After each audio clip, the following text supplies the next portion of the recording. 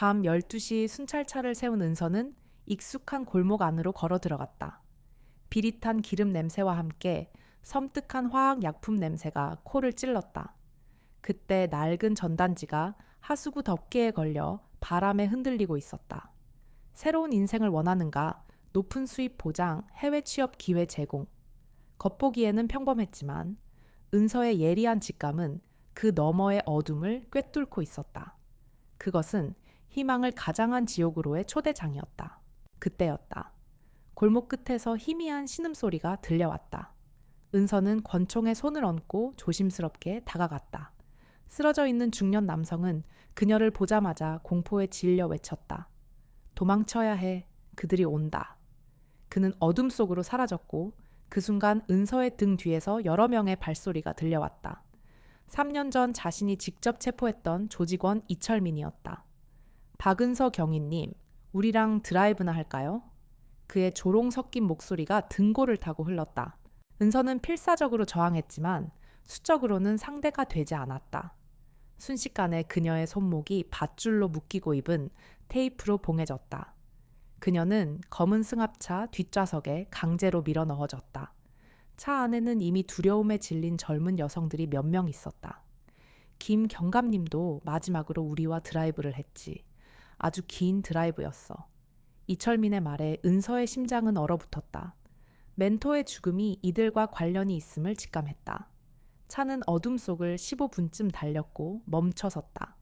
차문이 열리자 차가운 바닷바람과 함께 썩은 냄새가 코를 찔렀다. 그녀가 끌려 나온 곳은 인천항 근처의 버려진 폐공장이었다. 밤이라 인적은 없었고 거대한 컨테이너 박스들만이 산처럼 쌓여 있었다. 이철민은 은서를 낡은 의자에 묻고 김경감의 사진 한 장을 꺼내 보였다. 사진 속에는 김경감과 거대 기업 한진그룹의 후계자 한승호가 함께 웃고 있었다. 김경감님은 이 모든 것을 알고 있었어. 그래서 죽은 거고. 이철민의 말에 은서는 혼란에 빠졌다. 멘토가 거대 조직과 연결되어 있었다는 사실이 믿기지 않았다. 그때 공장 밖에서 인기척이 들렸다. 이철민이 조직원들에게 눈짓을 보내자 갑자기 전기가 나가며 공장 안이 암흑천지가 되었다. 뭐야, 전기가 왜 나가? 당황한 목소리가 어둠 속을 헤맸다. 그때 은서의 손목을 묶은 밧줄이 느슨해지는 것을 느꼈다. 어둠을 틈타 누군가 그녀를 돕고 있었다. 암흑 속에서 은서의 손목을 묶었던 밧줄이 완전히 풀렸다. 누군가의 거친 손이 그녀의 어깨를 가볍게 눌렀다. 낮고 굵은 목소리가 귓가를 스쳤다. 조용히 해, 내 뒤를 따라와. 남자의 목소리였지만 나이를 가늠하기 어려울 정도로 단호하고 강인했다. 공장 안에서는 조직원들이 우왕좌왕하고 있었다. 손전등 켜, 이 계집이 어디로 갔어? 이철민의 다급한 목소리가 들렸지만 은서는 이미 낯선 남자의 인도를 받아 공장 뒤편으로 빠져나가고 있었다. 뒤를 보지 말고 따라와. 그의 목소리에는 망설임이 없었다.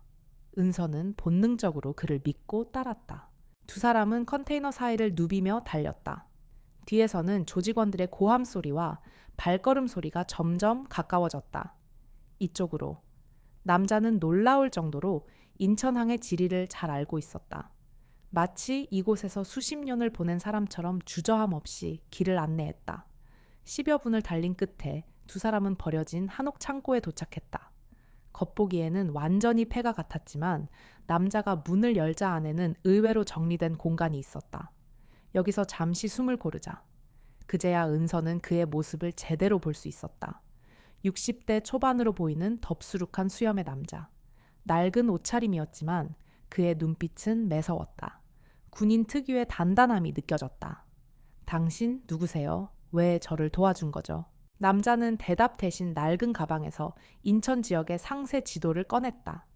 지도에는 빨간 펜으로 여러 지점들이 복잡하게 표시되어 있었고 화살표들이 그어져 있었다. 이게 뭐죠? 은서가 지도를 자세히 보니 소름이 돋았다.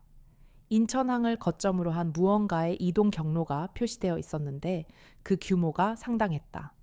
국제 인신매매 루트야. 남자는 짧게 말했다. 그 한마디에 은서의 머릿속이 복잡해졌다. 김경감의 죽음과 납치 그리고 이 모든 것들이 한데 얽혀있는 거대한 퍼즐 조각처럼 느껴졌다. 내 선배 김성규 경감. 그 사람의 목숨을 내가 구했어. 남자의 말에 은서는 깜짝 놀랐다. 선배님을 아세요? 남자는 지도에서 한 지점을 가리켰다. 바로 김경감이 순직한 장소였다.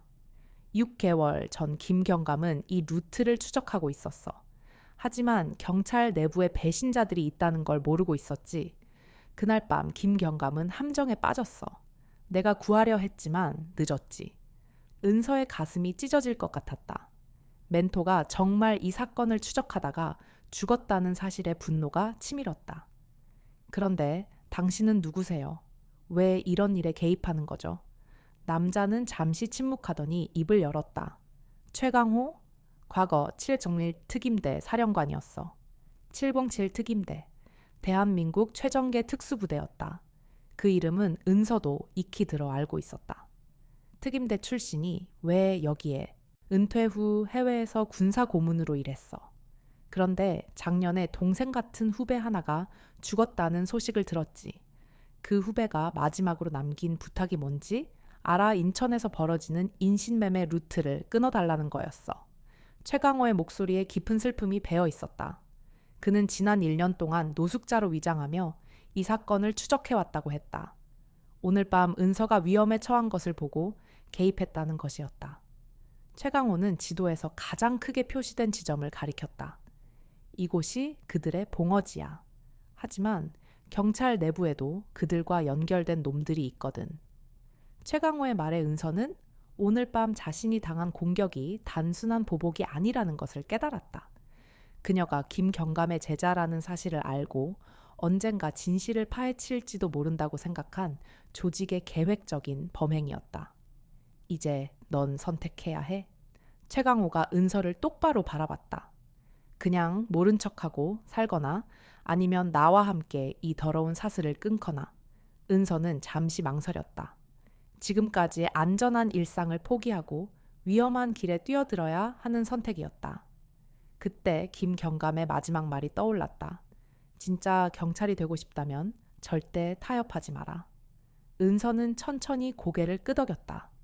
그녀의 결심에 최강호의 눈빛이 달라졌다. 마치 오랫동안 기다려온 동지를 만난 것 같았다. 은서의 고개가 끄덕이자 최강호의 눈빛이 깊어졌다. 그는 낡은 가방에서 또 다른 서류를 꺼내 보였다. 인천 지역 경찰서의 내부 조직도였다. 이것들을 어떻게? 은서가 경악한 표정을 짓자 최강호는 담담하게 말했다. 1년 동안 노숙자 행세를 하며 알아낸 결과야. 경찰 내부에 최소 5명의 배신자가 있어. 그는 조직대 빨간 동그라미를 쳐진 이름들을 가리켰다. 은서가 그 이름들을 보고 충격에 휩싸였다. 그 중에는 그녀가 존경하던 선배도 있었고 평소 친하게 지내던 동료도 있었다. 그리고 가장 믿었던 서정우 경위의 이름도 있었다. 서정우는 은서와 경찰대학교 동기였다. 믿기 어렵겠지만 사실이야. 김경감도 마지막에 이 사실을 알았어. 그래서 죽은 거고. 최강호의 말에 은서의 머릿속은 혼란으로 가득 찼다. 그럼 저는 이제 누구에게도 도움을 요청할 수 없다는 거네요. 은서의 목소리가 떨렸다. 그렇지. 우리 둘이서 해야 해. 그때 최강호의 낡은 휴대폰이 울렸다. 문자 메시지였다. 최강호가 메시지를 확인하더니 표정이 굳어졌다. 무슨 일이에요? 은서가 다급하게 물었다. 내 정보원에게서 온 메시지야. 오늘 밤 대규모 배송이 있다고 해. 배송이요? 은서의 가슴이 무거워졌다. 사람, 배송 말이야. 이번에는 15명 정도 될 것 같아. 은서는 지금 이 순간에도 누군가의 인생이 파괴되고 있다는 생각에 괴로웠다. 우리가 막을 수 있을까요? 시도는 해봐야지. 하지만 위험해. 한번 들키면 우리 둘 다 김경감처럼 될 수도 있어. 최강호가 벽장에서 검은 옷가지들을 꺼냈다. 이걸 입어. 오늘 밤이 우리에게는 첫 번째 작전이야. 은서가 옷을 갈아입는 동안 최강호는 작전 계획을 설명했다. 부두 근처는 경비가 삼엄해. 하지만 내가 찾아낸 비밀 통로가 있어. 바닷물이 들어오는 하수구를 통해서 들어갈 수 있어. 만약 들키면요, 은서가 물었다. 그때는 내가 시간을 벌게. 넌 어떻게든 먼저 도망쳐. 최강호의 말에 은서는 고개를 저었다. 아니에요. 함께 들어갔으면 함께 나와야죠. 은서의 의지는 확고했다. 김경감이 혼자서 위험에 빠졌던 것처럼 되풀이하고 싶지 않았다. 두 사람은 한옥 창고를 나와 인천항으로 향했다. 밤이 깊어 인적이 드물었지만 부두 근처에는 여전히 불빛이 보였다. 저기야. 최강호가 가리킨 곳에는 거대한 컨테이너 트럭이 서 있었다. 그 주변으로 여러 명의 조직원들이 바쁘게 움직이고 있었다. 저 트럭 안에 사람들이 있는 거예요. 그럴 거야. 보통은 화물칸에 숨겨서 옮기거든. 두 사람은 조심스럽게 다가갔다. 하수구를 통해 부두 안쪽으로 들어가니 더 자세히 볼 수 있었다. 트럭 뒤에서 정말로 사람들이 내리고 있었다. 모두 젊은 여성들이었고 겁에 질린 표정을 하고 있었다. 빨리 옮겨. 배가 곧 출발한다. 조직원 중 하나가 소리쳤다. 은서는 그 장면을 카메라로 촬영하기 시작했다. 그때 익숙한 목소리가 들렸다. 수고들 많아. 이번 물건들은 상태가 좋네. 박정수 서장이었다. 은서는 충격에 몸을 숨겼다. 서장님, 이번에는 특별히 까다로운 주문이 들어왔습니다. 일본 쪽에서 한국어 할 줄 아는 애들을 원한다고 하네요. 조직원이 보고했다. 그래, 그럼 값을 더 받을 수 있겠군. 박정수 서장의 말에 은서는 소름이 돋았다. 사람을 물건 취급하는 그의 모습이 믿기지 않았다. 은서는 계속 촬영을 이어갔다. 이 장면들이 모두 결정적인 증거가 될 거였다. 그때 또 다른 목소리가 들렸다. 형님, 박은서 그 계집애는 어떻게 할 거예요? 이철민이었다. 걱정 마. 이미 계획은 세워놨어. 오늘 밤 작업이 끝나면 박은서를 처리할 거야. 그리고 그 노인도 함께. 김성규 그 자식처럼 바다에 던져버리면 돼. 박정수 서장의 말에 은서의 심장은 멈출 것 같았다. 그들이 자신과 최강호를 죽일 계획을 세워놓았다는 거였다. 김성규 경감님을 정말로 이들이 죽였다는 사실에 은서의 몸은 분노로 떨렸다. 그때였다. 뒤에서 누군가 은서의 어깨를 잡았다. 돌아보니 서정우 경이었다. 은서야, 여기서 뭐 하는 거야? 정우야, 네가 왜 여기에? 은서의 목소리는 혼란과 배신감으로 갈라졌다. 서정우의 눈빛은 복잡했다. 걱정과 당혹스러움이 뒤섞여 있었다. 은서야, 내가 너를 찾고 있었어. 위험하다고 경고하려고. 그의 말에 은서의 마음은 더욱 흔들렸다. 믿었던 동료가 배신자라는 최강호의 말과 지금 눈앞에서 걱정 가득한 표정을 짓고 있는 서정우의 모습 사이에서 그녀는 길을 잃었다. 무슨 말이야? 은서가 다시 물었다. 그때 갑자기 모든 조명이 켜지면서 부두 전체가 환하게 밝아졌다. 은서와 서정우가 서 있던 곳이 드러났다. 박은서 경위 수고 많았네. 박정수 서장이 조직원들과 함께 나타났다. 은서는 완전히 포위되었다는 사실을 깨달았다. 박정수 서장이 손을 내밀며 차갑게 말했다. 카메라 내놔. 뭘 찍었는지 확인해 봐야겠어. 은서는 카메라를 품에 꽉 껴안았다. 안 줄 겁니다. 그녀의 목소리에는 단호함이 깃들어 있었다. 그럼 어쩔 수 없지. 박정수 서장이 조직원들에게 눈짓했다. 조직원들이 은서에게 다가왔다. 그때 서정우가 갑자기 은서의 앞을 가로막았다. 서장님, 이러지 마십시오. 박경희는 아무것도 모릅니다. 서정우의 돌발 행동에 박정수 서장의 표정이 굳어졌다. 자네, 지금 나한테 대드는 건가? 서장님, 저는 사실은 서정우의 말이 채 끝나기도 전에 박정수 서장은 비웃음을 흘렸다. 그래, 자네도 한통속이었지. 박경희에게 접근해서 정보를 빼내라고 시킨 것도 나야. 자네가 우리 조직에 얼마나 충성스러운지 알고 있는데. 그 말에 은서는 서정우를 향한 마지막 믿음마저 산산조각 났다. 그녀의 얼굴은 절망으로 물들었다. 형민아, 넌 나한테 왜 그랬어? 은서의 울먹이는 물음에 서정우는 아무 말도 하지 못했다. 그의 눈빛은 흔들리고 있었다. 박정수 서장은 그 틈을 놓치지 않았다. 박경희 자네, 동기는 이미 우리 편이야. 이제 자네만 남았군. 순순히 카메라를 넘기면 목숨만은 살려주지. 그때였다. 갑자기 모든 조명이 다시 꺼졌다. 부두 전체가 암흑천지로 변했다. 뭐야, 전기가 왜 또 나가? 박정수 서장의 당황한 목소리가 들렸다. 그리고 어둠 속에서 낮고 굵은 목소리가 울려 퍼졌다. 작전 개시. 최강호의 목소리였다. 하지만 그 목소리는 한 곳에서만 나오는 것이 아니었다. 사방에서 여러 개의 목소리가 동시에 들려왔다. 누구야? 어디 있어? 조직원들이 우왕좌왕했다. 그 순간 어둠 속에서 군화 소리가 들렸다. 여러 명의 발소리였다. 하나, 둘, 셋. 짧고 단호한 구령 소리가 들렸다. 갑자기 여러 개의 손전등 빛이 조직원들을 향해 비춰졌다. 이럴 수가. 박정수 서장의 얼굴이 창백해졌다. 자신들이 완전히 포위되었다는 사실을 깨달은 것이다. 최강호의 목소리가 다시 울려 퍼졌다. 707 특임대 진압작전 시작. 그의 명령과 함께 검은 전투복을 입은 남자들이 어둠 속에서 나타났다. 모두 최강호의 옛 부하들이었다. 강호 형님. 그들의 외침에 은서는 모든 것을 이해했다.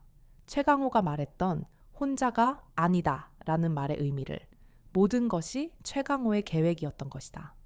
은서를 미끼로 사용하여 조직의 전체 모습을 드러나게 하고 결정적인 순간에 옛 부하들과 함께 일망타진하려는 작전이었다. 불과 3분 만에 모든 조직원들이 무력화되었다. 그들의 제압 기술은 차원이 달랐다. 박정수 오랜만이네. 최강호가 박정수 서장 앞에 나타났다. 이제 그는 초라한 노숙자가 아니라 위험 있는 특임대 사령관의 모습이었다. 김성규의 복수를 하러 왔지. 박정수 서장의 얼굴은 창백해졌다. 그는 최강호의 등장에 경악을 금치 못했다. 최강호, 당신이 왜 여기에? 그의 목소리는 두려움에 떨리고 있었다.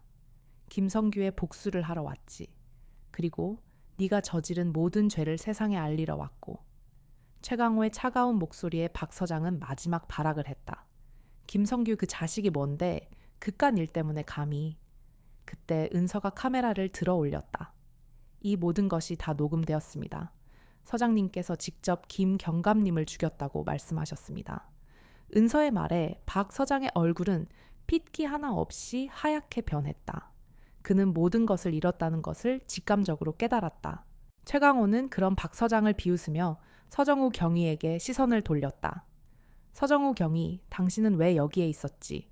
배신자인가? 아니면 조력자인가? 최강호의 물음에 서정우는 주머니에서 작은 녹음기를 꺼냈다. 사실 저도 김성규 경감님의 지시를 받고 있었습니다. 지난 1년 동안 제가 잠입해서 녹음한 것들입니다. 서정우의 말에 은서는 충격에 휩싸였다. 믿었던 동료가 배신자가 아니라 이중첩자였다는 사실에 그녀는 눈물을 흘렸다. 정구야, 그럼 너는? 은서의 물음에 서정우는 고개를 숙였다. 미안해 은서야. 김경감님이 혼자서만 알고 있으라고 하셨어. 네가 위험해질까 봐. 모든 퍼즐 조각이 맞춰지는 순간이었다. 김성규 경감은 죽기 전에 이미 모든 것을 준비해 놓았던 것이다. 최강호를 통해 은서에게 도움을 요청하고 서정우를 이중첩자로 심어놓아 조직의 실체를 파악하려 했던 것이다. 김성규는 죽음의 순간까지 이 모든 것을 계획했어. 그래서 너와 나 그리고 서경희에게 모든 것을 맡긴 거야. 최강호의 말에 은서의 눈시울이 붉어졌다. 멘토가 마지막 순간까지 자신을 지켜주려 했다는 사실에 그녀는 감동과 슬픔을 동시에 느꼈다. 그때 멀리서 사이렌 소리가 들려왔다. 경찰차와 검찰 차량들이 부두로 향하고 있었다. 최강호가 만족스러운 미소를 지었다. 검찰에서 왔네? 모든 증거를 넘겼어. 박정수뿐만 아니라 이 조직과 연루된 모든 사람들이 처벌받을 거야. 검찰 수사관들이 도착해서 현장을 접수했다. 박정수 서장과 조직원들은 모두 체포되었다. 박은서 경위님 수고 많으셨습니다. 검찰 수사관이 은서에게 다가와 정중하게 인사했다. 이번 사건의 핵심 증거를 제공해 주셔서 감사합니다. 은서는 겸손하게 말했다. 아닙니다. 제가 한 것은 별로 없습니다. 모두 최강호 씨와 서정우 경위님 덕분입니다. 배에 있던 인신매매 피해자들도 모두 구조되었다. 그들은 안전한 곳으로 이송되어 치료와 상담을 받게 되었다. 며칠 후 은서는 언론 인터뷰 요청을 받았지만 정중하게 거절했다. 그녀는 그저 자신의 자리에서 묵묵히 일하고 싶었다. 상부에서는 그녀를 강력계로 복귀시키고 승진도 시켜주겠다고 했지만 은서는 사양했다. 저는 지금 이 자리가 좋습니다. 차이나타운 순찰은 저에게 특별한 의미가 있습니다. 차이나타운은 그녀에게 김성규 경감의 마지막 발자취가 남은 곳이자 새로운 삶을 시작하게 해준 곳이었다. 어느 저녁 은서는 순찰을 마치고 차이나타운 골목을 걷고 있었다. 예전과 똑같은 풍경이었지만 사람들의 표정이 밝아져 있었다. 인신매매 조직이 사라지면서 이 동네에 평화가 찾아온 것이다. 그때 골목 어귀에서 익숙한 모습을 발견했다. 최강호였다. 여전히 노숙자 차림이었지만 이제 그녀는 그의 정체를 알고 있었다. 아직도 여기 계세요. 은서가 다가가자 최강호는 미소를 지었다. 이 골목이 마음에 들어서. 그리고 아직 할 일이 남아있거든. 무슨 일이요? 이 동네를 지키는 일 말이야. 너 혼자서는 벅차할 테니까. 최강호의 말에 은서도 웃음이 나왔다. 이제 그녀는 혼자가 아니었다. 최강호의 도움으로 구사일생한 은서는 한옥 창고에서 새로운 진실과 마주했다. 최강호는 노숙자 행사액을 벗고 검은색 전투복을 입은 채 그녀 앞에 서 있었다. 그의 눈빛은 여전히 날카로웠지만 이제는 따뜻한 신뢰가 담겨 있었다. 이제 우리가 해야 할 일을 알려주지. 최강호는 인천 지역 경찰서의 내부 조직도를 펼쳐 보였다. 빨간색 펜으로 동그라미 쳐진 이름들이 은서의 눈에 들어왔다. 그 중에는 박정수 서장과 은서의 동기인 서정우 경위의 이름도 있었다. 이 사람들이 모두 한진그룹의 하수인들이야. 경찰 내부에 깊숙이 뿌리 박힌 조직이지. 최강호의 말에 은서는 혼란스러웠다. 서정우는 그녀의 가장 친한 동기이자 믿었던 사람이었다. 하지만 어젯밤 서정우가 자신을 미끼로 삼으려 했다는 사실을 떠올리자 그녀의 마음은 차갑게 식었다. 서정우, 정말 믿을 수 없네요. 최강호는 은서의 복잡한 표정을 읽었다. 네, 마음 알아. 하지만 지금은 감정에 휩쓸릴 때가 아니야. 그들이 너를 노리고 있다는 걸 잊지 마. 이제 우리는 그림자 속에서 움직여야 해. 최강호는 은서에게 한진그룹의 불법적인 사업 구조가 담긴 USB를 건네주었다. 인신매매 불법 자금 세탁 그리고 권력형 비리까지. 모든 것이 담겨 있었다. 이건 김 경감이 죽기 전에 내게 맡긴 자료야. 하지만 이 자료만으로는 부족해. 결정적인 증거를 확보해야 해. 그래서 우리는 먼저 한진그룹의 위장 사무실에 잠입할 거야. 최강호는 은서에게 작전 계획을 설명했다. 한진그룹은 해외 무역회사를 위장해 인신매매 조직을 운영하고 있었다. 위장 사무실은 차이나타운의 한 중소 무역회사였다. 그곳에 들어가서 컴퓨터를 해킹하고 자금 흐름을 추적할 거야. 모든 증거를 확보해야 하기에. 은서는 작전에 동의했다. 그녀는 더 이상 물러설 곳이 없었다. 김성규 경감의 죽음을 헛되이 하고 싶지 않았다. 다음 날 은서는 순찰 업무를 수행하는 척 위장 사무실 근처로 갔다. 회사는 낡은 건물 3층에 위치해 있었다. 은서는 건물 밖에서 최강호와 통신하며 내부 상황을 파악했다. 경비는 1명, 사무실 안에는 2명, 모두 한진그룹 조직원들로 추정돼. 최강호의 지시에 따라 은서는 건물의 비상구를 통해 3층으로 올라갔다. 그녀는 평소 순찰을 돌며 외워두었던 건물 내부 구조를 떠올렸다. 비상구 계단을 조심스럽게 올라가 사무실 문 앞에 도착했다. 문은 굳게 잠겨 있었다. 은서는 최강호에게 상황을 보고했다. 문이 잠겨 있어요. 최강호는 잠시 침묵하더니 말했다. 걱정 마. 내가 해결할게. 몇 초 후 사무실 문이 철컥 하는 소리와 함께 열렸다. 최강호가 원격으로 문을 열었던 것이다. 은서는 조심스럽게 사무실 안으로 들어갔다. 사무실 안은 겉보기에는 평범했지만 은서의 눈에는 수상한 점들이 보였다. 벽에 걸린 그림 뒤에는 금고가 숨겨져 있었고 책상 서랍 안에는 가짜 여권들이 가득했다. 그때 갑자기 전화벨이 울렸다. 은서는 화들짝 놀라 몸을 숨겼다. 전화를 받은 조직원이 말했다. 네, 알겠습니다. 곧 출발합니다. 은서는 전화 통화를 엿듣고 최강호에게 보고했다. 조직원들이 어디론가 출발하는 것 같아요. 최강호는 즉시 상황을 파악했다. 큰 배송이 있을 거야. 우리가 어제 놓친 배송 말이야. 그들이 지금쯤 배를 출항시키려 할 거야. 은서는 서둘러 사무실을 나왔다. 그녀는 다시 하수구를 통해 부두로 향했다. 부두에는 이미 거대한 화물선 한 척이 정박해 있었다. 그리고 그 주변에는 이철민과 조직원들이 바쁘게 움직이고 있었다. 은서는 카메라를 꺼내 그 장면을 촬영했다. 그때 서정우가 나타났다. 은서야, 여기 있으면 위험해. 그의 표정은 진심으로 그녀를 걱정하는 듯 보였다. 서정우의 등장에 은서는 또다시 혼란에 빠졌다. 배신자라고 확신했던 그가 자신을 진심으로 걱정하는 듯한 눈빛을 하고 있었기 때문이다. 정우야, 네가 왜 여기에? 은서의 목소리가 떨렸다. 서정우는 주위를 둘러보며 그녀의 손목을 잡고 어둠 속으로 끌고 갔다. 지금 당장 여기서 벗어나야 해. 너의 모든 행동이 감시당하고 있어. 그의 말에 은서는 온몸에 소름이 돋았다. 무슨 소리야, 너는? 너는 박 서장의 편이 아니었어. 서정우는 고개를 저었다. 나는 김성규 경감님의 지시를 받고 있었어. 모든 것은 계획된 거야. 서정우는 은서에게 작은 녹음기를 건넸다. 이 안에 모든 것이 담겨 있어. 지난 1년 동안 내가 조직에 잠입해서 녹음한 증거들이야. 은서는 믿기지 않는 표정으로 녹음기를 바라보았다. 그럼 왜 나한테 말하지 않았어? 김 경감님이 말씀하셨어. 네가 위험해질까 봐? 그리고 내가 배신자인 척 연기해야 조직이 나를 믿을 거라고.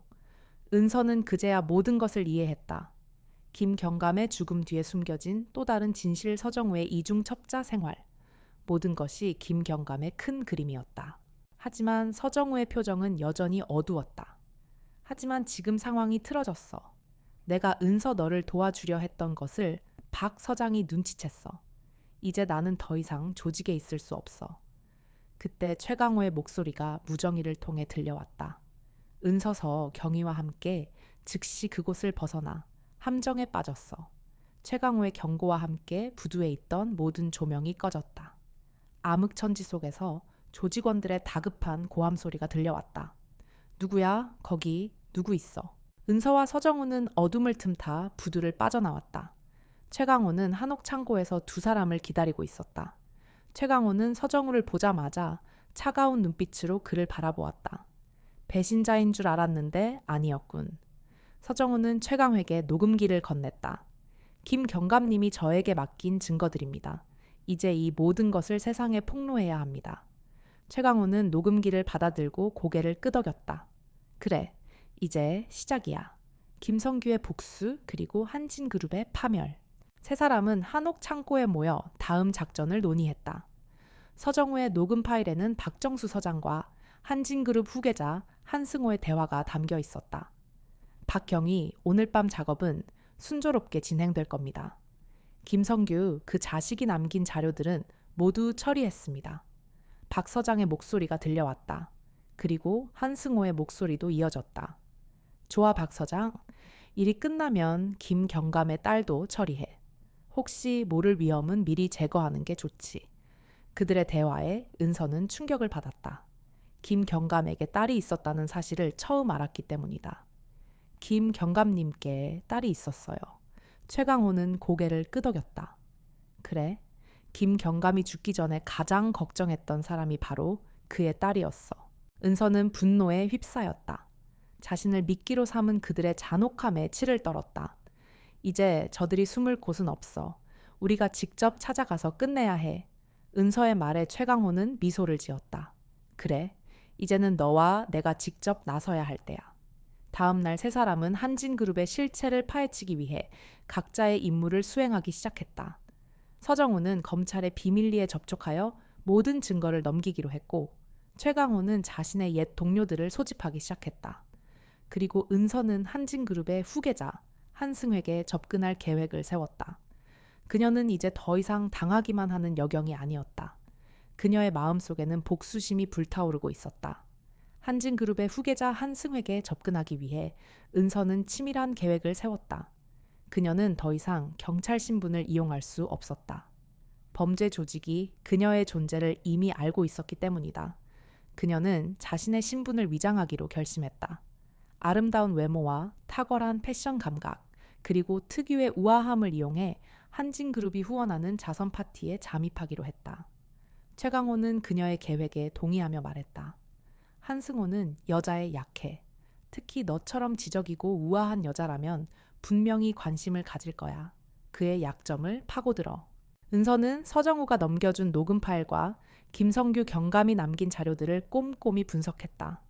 한승호는 표면적으로는 젊고 유능한 기업인이었지만 이면에는 잔혹하고 문란한 사생활을 숨기고 있었다. 그는 마약 도박성 접대 등 온갖 불법적인 일에 연루되어 있었다. 은서는 그의 약점들을 하나하나 파악해 나갔다. 특히 그가 비밀리에 운영하는 도박장에서 젊은 여성들을 상대로 한 성접대가 이루어진다는 사실을 알게 되었을 때 은서는 분노를 금치 못했다.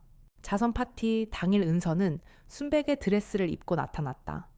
멜랑콜리한 갈색 눈빛과 우아한 실루엣은 파티장의 모든 시선을 사로잡았다. 한승호는 그녀를 보자마자 눈을 떼지 못했다. 그는 그녀에게 다가와 말을 걸었다. 처음 뵙겠습니다. 한진그룹의 한승호입니다. 아름다우시군요. 혹시 배우십니까? 한승호의 추패 은서는 차갑게 대답했다. 배우는 아니고요. 그냥 평범한 회사원입니다. 한진그룹 후계자님께서 평범한 사람에게 관심이 많으시네요.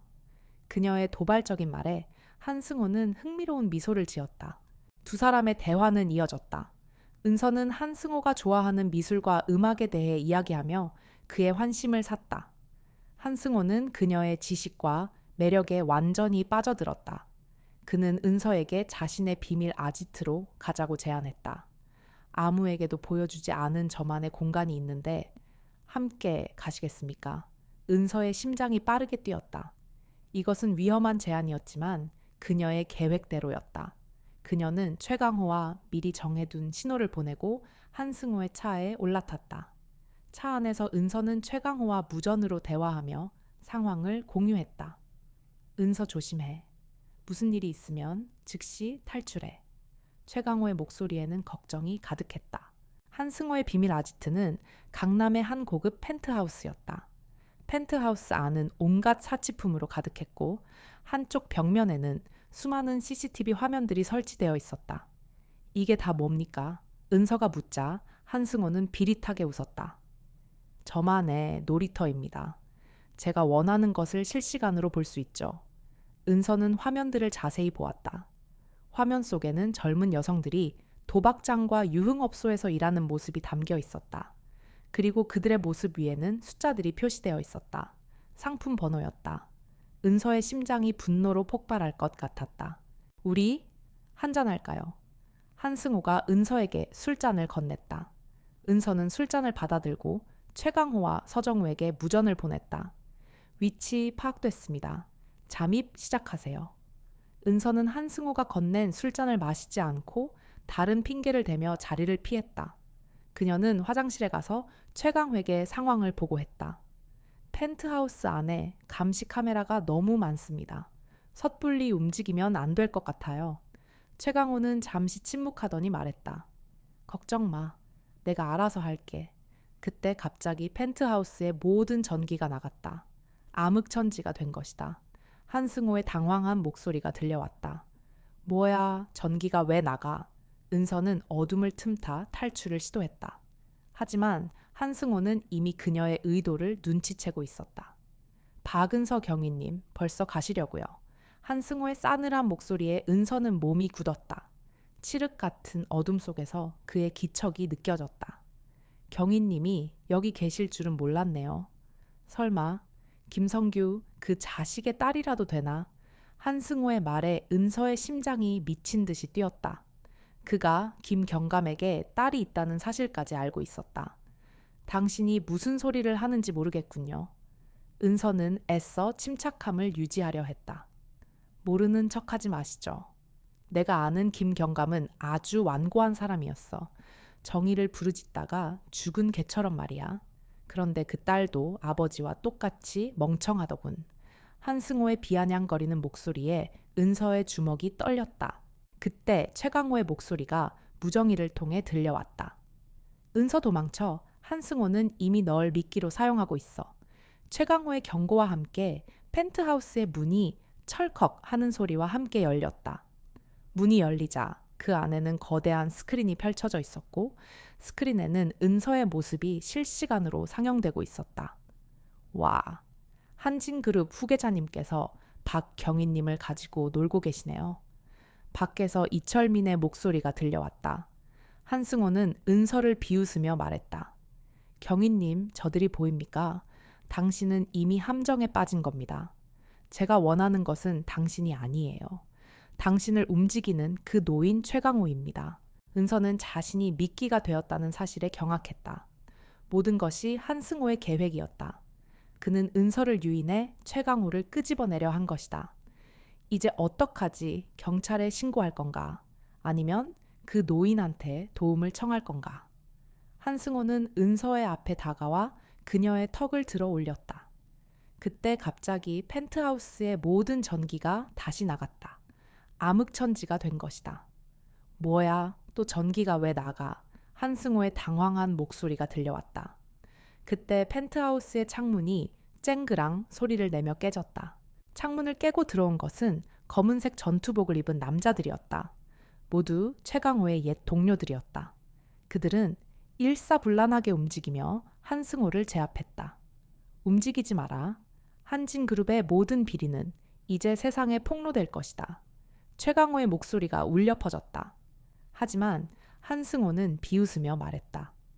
박경희님, 당신은 아직도 아무것도 모르시는군요. 최강호 그 노인도 결국 저와 같은 사람입니다. 한승호의 말에 은서는 의아함을 느꼈다. 그때 최강호의 옛 동료 중 한 명이 다가와 은서에게 말했다. 사령관님, 죄송합니다. 저희는 명령대로 한 것뿐입니다.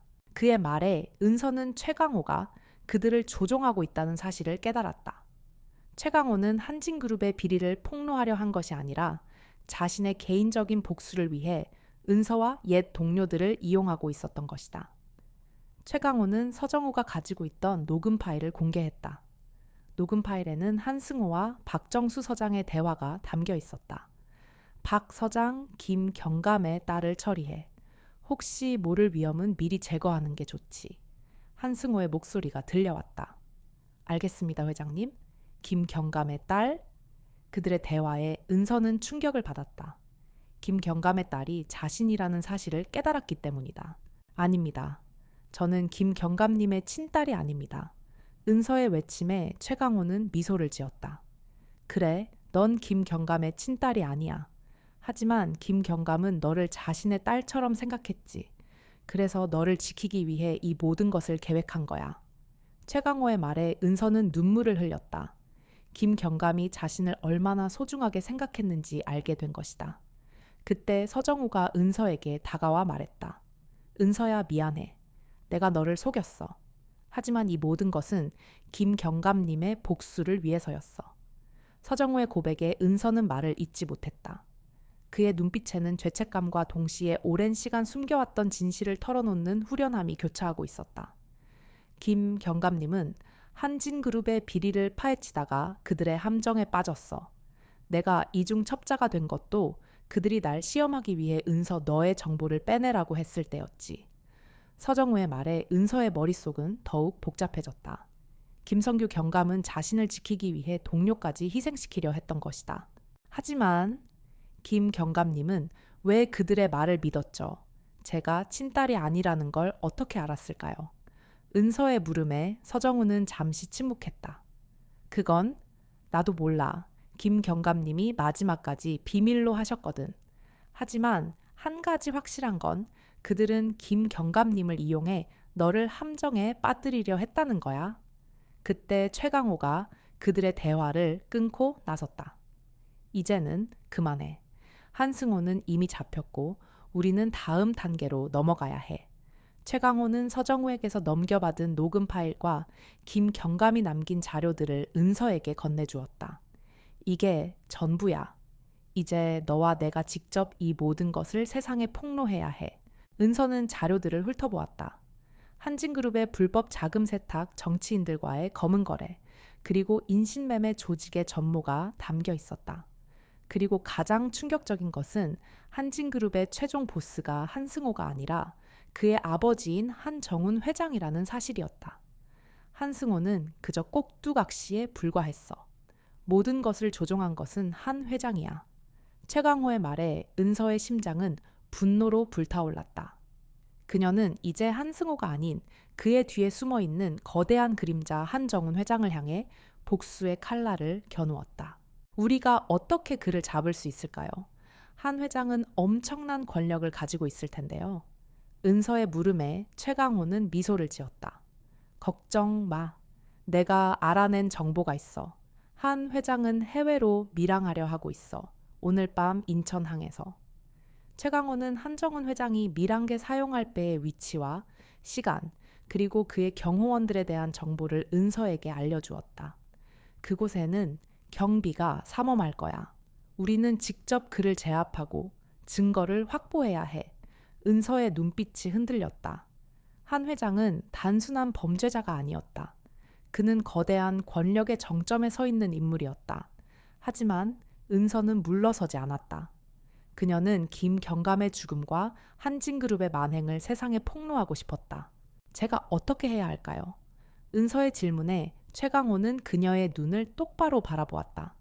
네가 가진 가장 강력한 무기를 사용해. 정의로운 경찰의 심장을. 은서는 최강호의 말에 고개를 끄덕였다. 그녀는 이제 더 이상 복수심에만 불타는 인물이 아니었다. 그녀는 정의를 위해 싸우는 경찰의 사명감을 되찾았다. 최강호는 자신의 옛 동료들을 다시 소집했다. 그들은 모두 과거 707 특임대 출신으로 은서의 마지막 임무를 돕기 위해 기꺼이 나섰다. 우리의 작전명은 카타르시스다. 최강호의 말에 은서는 비장한 표정을 지었다. 모든 것이 오늘 밤에 끝날 것이다. 카타르시스 작전은 두 개의 축으로 진행되었다. 하나는 최강호와 그의 옛 동료들이 한정훈 회장을 직접 제압하고 증거를 확보하는 것이었고, 다른 하나는 은서가 언론을 통해 한진그룹의 모든 만행을 폭로하는 것이었다.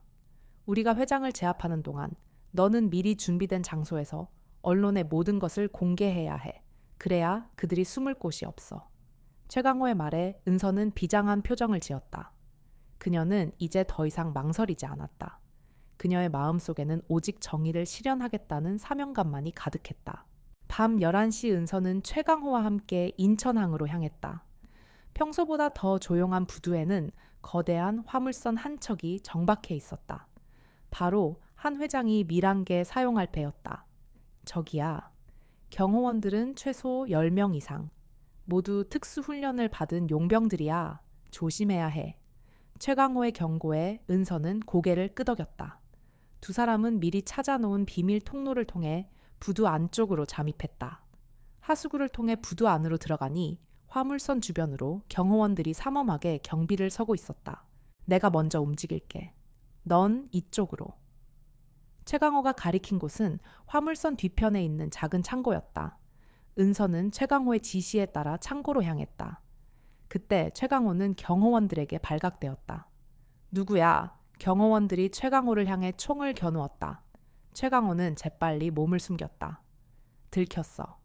은서 내 명령을 잊지 마. 넌 언론의 모든 것을 공개해야 해. 그게 김경감의 마지막 소원이었으니까 최강호의 외침에 은서는 눈물을 흘렸다. 그녀는 최강호가 자신을 위해 희생하려 한다는 것을 직감적으로 느꼈다. 그녀는 창고 안으로 몸을 숨겼다. 창고 안에는 각종 폐기물들이 쌓여 있었다. 그곳에서 은서는 최강호의 옛 동료들과 마주쳤다. 사령관님의 명령을 받고 왔습니다. 저희는 사령관님을 도울 겁니다. 그들은 모두 검은 전투복을 입고 있었다. 은서는 그들과 함께 최강호를 돕기 위해 창고를 나섰다. 하지만 그 순간 서정우가 나타났다. 은서야, 여기 있으면 위험해. 내가 너를 대신해 싸울게. 넌 지금 당장 언론의 모든 것을 공개해야 해. 서정우의 말에 은서는 혼란스러웠다. 정우야, 너는... 은서야, 미안해. 내가 너를 속였어. 하지만 이 모든 것은 김경감님의 마지막 부탁이었어. 서정우는 은서에게 작은 USB를 건넸다. 이 안에 모든 것이 담겨 있어. 한진그룹의 모든 불법 증거들과 김 경감님이 남기신 마지막 메시지가 담겨 있어. 이제는 네가 모든 것을 끝내야 해. 서정우의 말에 은서는 고개를 끄덕였다. 그녀는 더 이상 망설이지 않았다. 그녀는 서정우와 최강호의 옛 동료들에게 모든 것을 맡기고 부두를 빠져나왔다. 은서는 미리 준비된 장소로 향했다. 그곳은 한진그룹이 후원하는 방송국 건물 앞이었다. 그녀는 기자들 앞에서 마이크를 들고 떨리는 목소리로 말했다. 저는 박은서 경위입니다. 오늘 이 자리에 선 이유는 한진그룹의 모든 불법 행위들을 폭로하기 위해서입니다. 은서의 말과 함께 그녀는 USB를 기자들에게 건넸다. 기자들은 은서가 건넨 USB를 받아들고 일제히 화면을 통해 한진그룹의 모든 만행을 세상에 공개했다. 한정훈 회장의 인신매매 불법 자금 세탁 그리고 권력형 비리까지. 모든 것이 세상에 드러나는 순간이었다. 은서의 폭로와 함께 한진그룹의 실체가 세상에 드러났다. 방송을 통해 한정훈 회장의 검은 커넥션과 잔혹한 범죄들이 생중계되자 온 나라는 충격에 휩싸였다. 한정훈 회장은 밀항을 포기하고 체포될 위기에 처했다. 최강호와 그의 옛 동료들은 한 회장의 경호원들과 치열한 교전을 벌였다. 최강호는 노련한 특임대 사령관답게 경호원들을 하나하나 제압해 나갔다. 서정우 역시 그의 옆에서 든든한 조력자 역할을 수행했다. 최강호는 한 회장을 향해 달려갔다. 한정훈 내 죄를 달게 받아라. 최강호의 외침에 한 회장은 비웃음을 흘렸다. 최강호 이 노인네가 아직도 정의를 운운하나 세상은 돈과 권력이 전부야. 너 같은 촌뜨기들이 뭘 안다고. 그때 서정우가 한 회장의 뒤를 막아섰다. 회장님, 이제 끝났습니다. 모든 증거가 세상에 공개되었습니다. 서정우의 말에 한 회장은 분노에 휩싸였다. 네, 이놈 감히 나를 배신해. 한 회장은 서정우에게 달려들었지만 서정우는 노련하게 그를 제압했다. 은서는 방송국 앞에서 기자들의 질문 공세를 받았다. 박경희님, 어떻게 이 모든 것을 밝혀낼 수 있었습니까? 박경희님, 한진그룹과 어떤 관계이십니까? 은서는 담담하게 말했다. 저는 그저 한 명의 경찰일 뿐입니다. 저의 멘토였던 김성규 경감님의 마지막 유언을 지키기 위해 이 자리에 섰습니다. 그리고 저의 모든 것을 도와주신 분들이 있습니다. 최강호 사령관님과 서정우 경위님이십니다. 은서의 말에 기자들은 최강호와 서정우에 대해 궁금해하기 시작했다. 그때 은서의 휴대폰이 울렸다. 최강호였다. 은서 한 회장을 잡았어. 이제 끝났어. 최강호의 목소리에는 기쁨과 동시에 깊은 슬픔이 담겨 있었다. 사령관님 정말 고생 많으셨습니다. 은서의 말에 최강호는 쓴웃음을 지었다. 고생은 무슨, 이제 김성규에게 자랑스럽게 말할 수 있겠군. 우리가 약속을 지켰다고. 최강호의 말에 은서의 눈시울이 붉어졌다. 모든 것이 끝났다는 안도감과 동시에 멘토의 빈자리가 다시금 크게 느껴졌다. 며칠 후 은서는 경찰서로 복귀했다. 서장은 그녀에게 따뜻한 위로와 함께 강력계 복귀를 제안했다. 박경희 자네는 경찰의 영웅길세, 강력계로 복귀하고 승진도 시켜주겠네. 하지만 은서는 사양했다. 저는 지금 이 자리가 좋습니다. 이 동네를 지키는 일이 저에게는 더 중요합니다. 은서의 말에 서장은 고개를 끄덕였다. 그녀의 진심을 이해했기 때문이다. 은서는 다시 차이나타운의 순찰 업무로 돌아왔다. 밤 12시 은서는 순찰차를 몰며 붉은 홍등 아래를 달렸다. 예전과 똑같은 풍경이었지만 그녀의 마음은 평화로웠다. 그때 골목 어귀에서 익숙한 모습을 발견했다. 최강호였다. 여전히 노숙자 차림이었지만 그의 표정은 더 이상 어둡지 않았다. 아직도 여기 계세요. 은서가 다가가자 최강호는 미소를 지었다. 이 골목이 마음에 들어서. 그리고 아직 할 일이 남아있거든. 이 동네를 지키는 일 말이야. 최강호의 말에 은서도 웃음이 나왔다. 이제 그녀는 혼자가 아니었다. 이 작은 동네의 평화는 그녀와 최강호 그리고 서정우 경위가 함께 지키는 것이었다. 은서가 기자회견을 마치고 돌아왔을 때 인천항은 이미 검은 정복을 입은 검찰 수사관들로 가득 차 있었다. 그녀의 눈빛은 흔들렸다. 최강호와 그의 동료들, 그리고 서정우가 그곳에 있었다. 하지만 그들의 표정은 승리의 기쁨 대신 깊은 상실감으로 물들어 있었다. 최강호 사령관님, 서정우 경위님, 은서가 그들을 향해 달려갔다. 서정우는 그녀를 보자마자 눈물을 흘렸다. 은서야, 김경감님. 그의 말은 더 이상 이어지지 않았다. 은서는 불길한 예감에 휩싸였다. 최강호는 비장한 표정으로 그녀에게 다가와 말했다. 은서 한정훈을 잡았다. 하지만 김성규가 남긴 마지막 흔적을 찾으려던 서정우가 그들의 총에 맞았어. 지금 병원으로 이송 중이다. 최강호의 말에 은서의 심장이 멎는 것 같았다. 그녀의 눈앞이 하얗게 변했다. 서정우는 그녀의 유일한 동기이자 친구였다. 김경감의 죽음 뒤에 숨겨진 진실을 함께 파헤치기로 약속했던 동반자였다. 아니에요. 거짓말이죠. 은서는 믿을 수 없다는 듯 고개를 저었다. 최강호는 말없이 은서의 어깨를 감쌌다. 그의 눈빛은 슬픔으로 가득 차 있었다. 이게 바로 우리가 감수해야 할 대가였어. 정의는 때로는 피로써 완성되는 법이지. 최강호의 목소리에 은서는 주저앉아 통곡했다. 그녀의 눈에서 멈추지 않는 눈물이 흘러내렸다. 그녀는 서정우가 그녀에게 건네주었던 USB를 꽉 쥐었다. 그 안에는 김경감이 남긴 마지막 메시지가 들어있었다. 은서는 떨리는 손으로 USB를 열었다.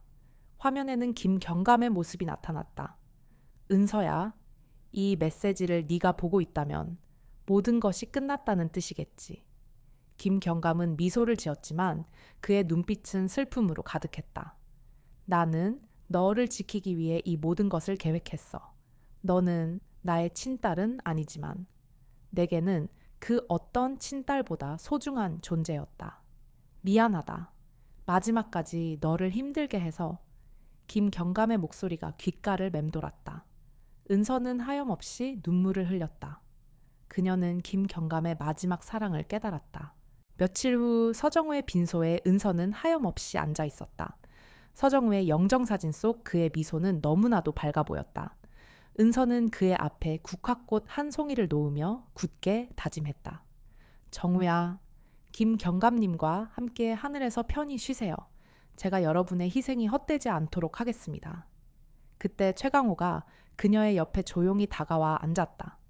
은서, 이제 네가 해야 할 일이 남았어. 최강호는 그녀에게 작은 서류철을 건네주었다. 그 안에는 한정훈 회장의 개인 비리가 담겨 있었다. 한정훈은 법의 심판을 받게 될 거야. 하지만 그가 숨겨놓은 돈과 권력이 아직 남아있어. 우리는 그것까지 모두 찾아내야 해. 그래야 그들이 다시는 이 사회에서 발붙이지 못할 테니까. 최강호의 말에 은서의 눈빛이 흔들렸다. 그녀는 다시 한번 싸워야 할 운명에 놓인 것이다. 서정우의 죽음은 은서에게 깊은 상실감과 동시에 복수심을 다시금 일깨웠다. 그녀는 이제 더 이상 정의만을 쫓는 순진한 경찰이 아니었다. 사랑하는 사람들을 잃은 슬픔과 분노가 그녀의 마음을 지배했다. 최강호는 그런 은서를 지켜보며 말했다. 내 마음 알아? 하지만 분노에만 휩쓸리면 안 돼. 냉정하게, 차갑게. 그게 복수를 완성하는 유일한 방법이야. 최강호는 서정우가 남긴 자료들을 은서에게 건네주었다. 한정훈 회장이 비밀리에 운영하는 비자금 목록과 그가 숨겨놓은 검은 권력의 실체가 담겨 있었다. 한정훈은 법의 심판을 받겠지만 그의 돈과 권력은 여전히 살아있어. 우리는 그것까지 모두 파괴해야 해. 그래야만 김성규와 서정우의 희생이 헛되지 않을 거야. 은서는 자료들을 꼼꼼히 분석했다. 한정훈 회장은 해외 페이퍼 컴퍼니를 설립하여 불법 자금을 세탁하고 있었고 그 돈을 이용해 정치인들과의 검은 거래를 이어가고 있었다. 은서는 한정훈 회장의 비서실장이었던 강민호에게 접근하기로 결심했다. 강민호는 한 회장의 모든 비리를 알고 있는 인물이었다. 그는 한 회장의 충복이었지만 한 회장의 체포 소식에 흔들리고 있을 터였다. 은서는 강민호의 약점을 파고들기로 했다. 강민호는 병든 어머니를 모시고 있었고 거액의 병원비를 감당하기 위해 한 회장의 비리를 묵인해왔다는 사실을 알게 되었다. 은서는 강민에게 익명으로 메시지를 보냈다. 당신의 어머니가 더 이상 고통받지 않기를 원하십니까? 진실을 말하면 어머니를 살릴 수 있습니다. 강민호는 은서의 메시지에 불안해했다. 그는 한 회장의 지시대로 은서를 처리하려 했지만 은서의 메시지에 흔들리기 시작했다. 은서는 강민호가 어머니를 입원시킨 병원을 찾아갔다. 병원 앞에서 초조하게 서성이는 강민호에게 은서가 다가갔다. 강민호 씨, 저를 아시죠? 박은서 경위입니다. 강민호는 화들짝 놀라 은서를 바라보았다. 어떻게 저를, 당신의 어머니는 지금 위독하십니다. 한 회장이 당신의 어머니에게 해를 가하려 할 수도 있습니다. 당신의 어머니를 지키고 싶다면 모든 것을 말해야 합니다. 은서의 말에 강민호는 절망적인 표정을 지었다. 그는 한 회장의 잔혹함을 누구보다 잘 알고 있었다. 한 회장은 자신의 비밀을 지키기 위해서라면 그 어떤 일도 서슴지 않는 사람이었다. 강민호는 결국 은서에게 모든 것을 털어놓았다. 한 회장은 해외에 거액의 비자금을 숨겨놓았습니다. 그리고 그 비자금을 관리하는 비밀 금고가 있습니다. 그 금고의 위치를 저에게만 알려주었습니다. 강민호의 증언에 은서와 최강호는 한 회장의 비자금 금고의 위치를 파악했다. 금고는 인천항의 한 컨테이너 박스 안에 숨겨져 있었다. 이것까지 모두 찾아내야 해. 그래야 그들이 다시는 이 사회에서 발붙이지 못해. 은서의 눈빛은 복수심으로 불타올랐다. 그녀는 더 이상 주저하지 않았다. 그녀는 최강호와 함께 금고를 찾기 위해 인천항으로 향했다. 그때 은서의 휴대폰이 울렸다. 서정우의 어머니였다. 은서, 우리 전구가 마지막까지 너를. 서정우의 어머니의 울음 섞인 목소리에 은서는 눈물을 흘렸다. 그녀는 서정우의 희생이 헛되지 않도록 하겠다고 다시 한번 다짐했다. 은서와 최강호는 강민호의 증언을 토대로 인천항의 컨테이너 박스들을 샅샅이 뒤졌다. 밤은 깊어졌고 차가운 바닷바람이 뼛속까지 파고들었다. 두 사람은 랜턴 불빛에 의지해 수많은 컨테이너 박스들을 하나하나 확인했다. 이거다. 최강호가 낡은 컨테이너 박스 하나를 가리켰다. 컨테이너 박스에는 한진물산이라는 글씨가 희미하게 새겨져 있었다. 강민호가 말한 대로군. 은서의 눈빛은 확신에 차 있었다. 최강호는 낡은 자물쇠를 순식간에 해체하고 컨테이너 문을 열었다. 컨테이너 안은 온통 비닐에 쌓인 폐기물들로 가득했다. 하지만 은서의 눈에는 그 뒤에 숨겨진 비밀이 보였다. 은서는 폐기물들을 치워 벽면을 드러냈다.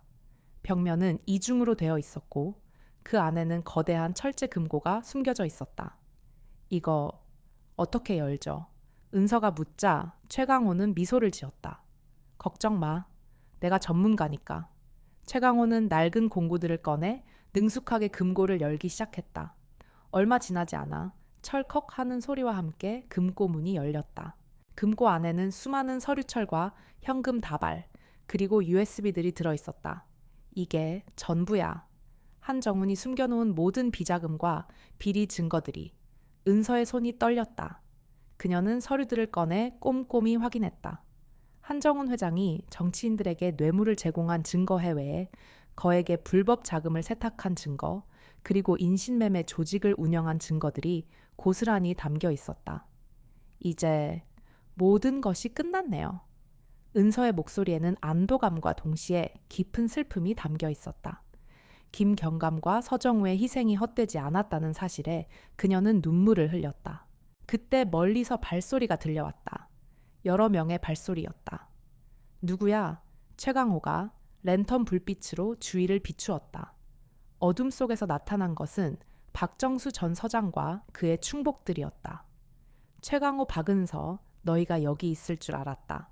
박 서장의 눈빛은 복수심으로 불타올랐다. 그는 한정훈 회장의 비리를 폭로한 은서와 최강호에게 복수하기 위해 이들을 추적해왔던 것이다. 이제 이 모든 것을 내놓고 김성규처럼 조용히 사라져라. 박 서장의 비아냥거리는 목소리에 은서는 주먹을 꽉 쥐었다. 당신이야말로 죗값을 치러야 합니다. 은서의 말에 박 서장은 비웃었다. 죄, 이 사회에서 죄는 힘없는 자들이나 짊어지는 짐이야. 내게는 그 어떤 죄도 없어.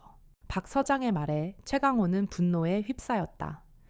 네, 이놈 김성규와 서정우의 희생을 헛되이 할 수는 없다. 최강호는 박 서장에게 달려들었다. 박 서장의 충복들이 최강호에게 달려들었고 두 사람은 격렬한 싸움을 시작했다. 은서는 서류철을 들고 도망치려 했지만 박 서장이 그녀의 앞을 막아섰다. 어디 가려고? 그 서류들을 내놓으면 목숨만은 살려주지. 박 서장은 은서의 멱살을 잡고 위협했다. 그때 은서는 박 서장의 허리에 차고 있던 권총을 빼앗아 그의 머리에 겨누었다. 움직이지 마십시오. 은서의 목소리는 차갑고 단호했다. 박 서장의 눈빛은 두려움으로 흔들렸다. 은서의 손에 들린 권총은 흔들림이 없었다. 박정수 전 서장의 얼굴은 공포에 질려 있었다. 이건화, 내가 누군 줄 알고 감히? 그의 말이 채 끝나기도 전에 은서의 눈빛은 더욱 차가워졌다. 당신이 누군지 알고 있습니다. 그래서 이 총을 겨눈 겁니다. 당신은 더 이상 서장이 아니라 그저 한 사람의 범죄죄에 불과하니까요. 은서의 단호한 목소리에 박 서장의 얼굴은 핏기 하나 없이 하얗게 변했다. 그때 최강호가 박 서장의 충복들을 모두 제압하고 돌아왔다. 그의 눈빛은 분노로 불타올랐다. 박정수, 내 죄를 달게 받아라. 네가 죽인 김성규 경감과 서정우 경위의 목까지 내가 받아줄 테니. 최강호의 말에 박 서장은 비웃었다. 그깟 2명 때문에 그들이 감히 내게 덤빈 죄지. 세상은 힘없는 자들을 벌하고 힘 있는 자들을 보호하는 법이야. 박 서장의 말에 은서의 주먹이 떨렸다. 그녀는 반가쇠에 손가락을 얹었다. 그녀의 눈빛은 복수심으로 가득 차 있었다. 하지만 그 순간 최강호가 그녀의 손을 잡았다. 은서야, 멈춰. 네가 그를 쏘는 순간 너도 그들과 똑같은 사람이 되는 거야. 김성규 경감과 서정우 경위는 정의를 위해 희생했어. 그들의 뜻을 잊지 마. 최강호의 말에 은서의 손은 떨리기 시작했다. 그녀는 김 경감과 서정우의 미소가 담긴 영정사진을 떠올렸다. 그들이 원했던 것은 복수가 아니라 정의의 실현이었다. 은서는 천천히 총을 내렸다. 박 서장은 그 틈을 놓치지 않고 도망치려 했지만 최강호가 그를 단숨에 제압했다. 박정수 전 서장과 그의 충복들은 모두 현장에서 체포되었다.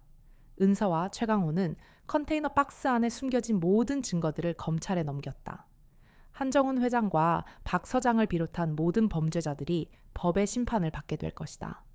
은서는 모든 것이 끝났다는 안도감과 함께 깊은 허탈감을 느꼈다. 그녀는 김경감과 서정우의 희생이 헛되지 않았다는 사실에 기쁨을 느꼈지만 동시에 그들의 빈자리가 크게 느껴졌다.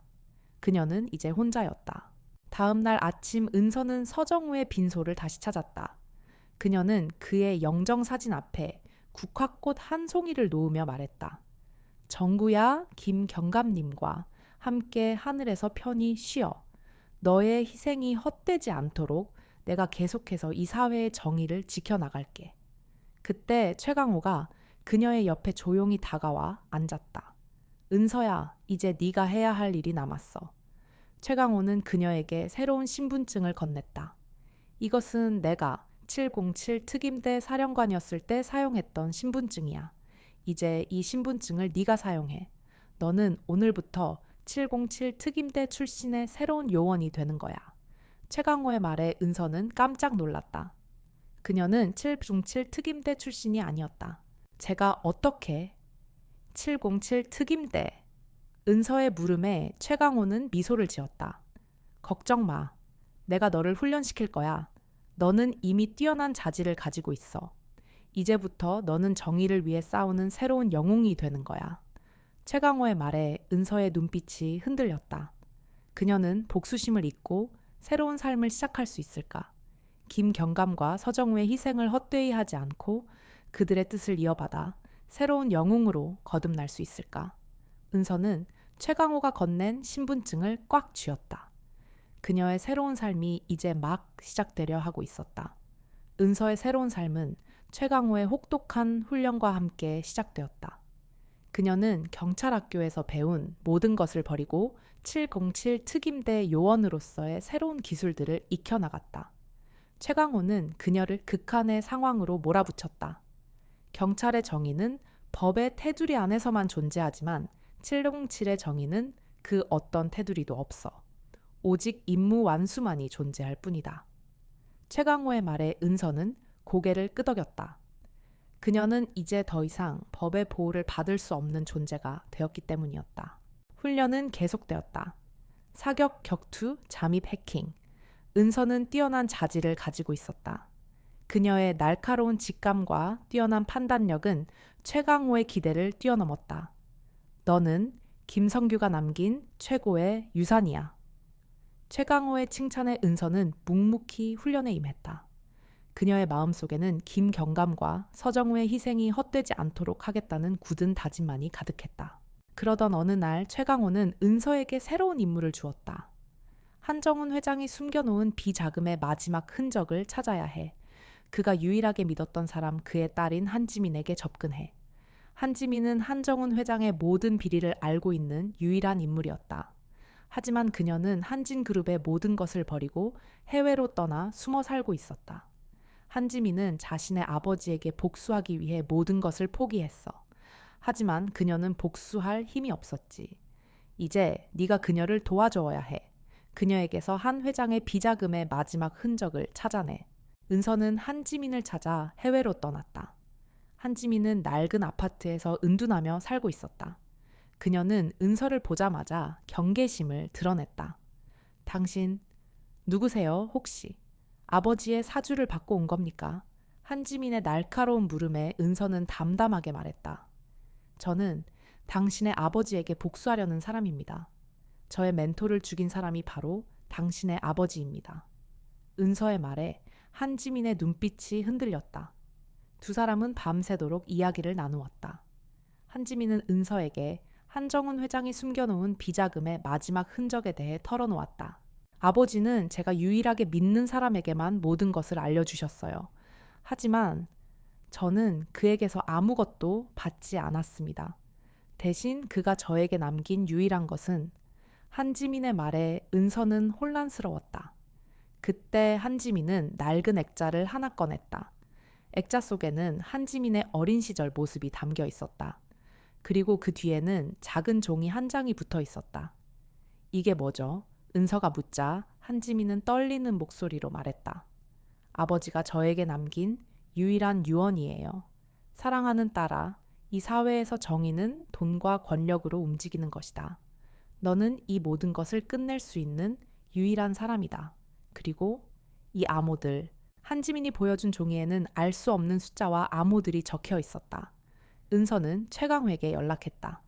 사령관님 한지민에게서 마지막 흔적을 찾았습니다. 하지만 암호로 되어 있어요.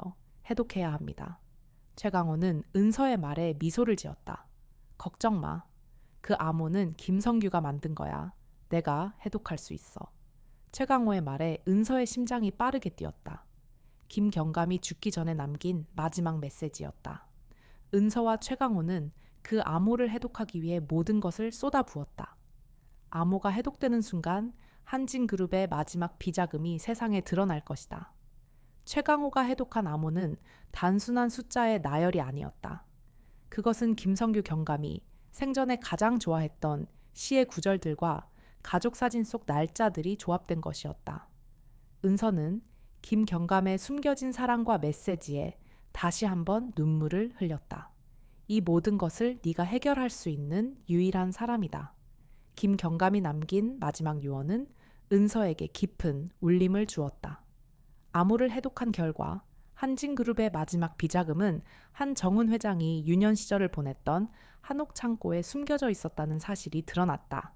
은서와 최강호는 곧바로 인천항의 한옥창고로 향했다.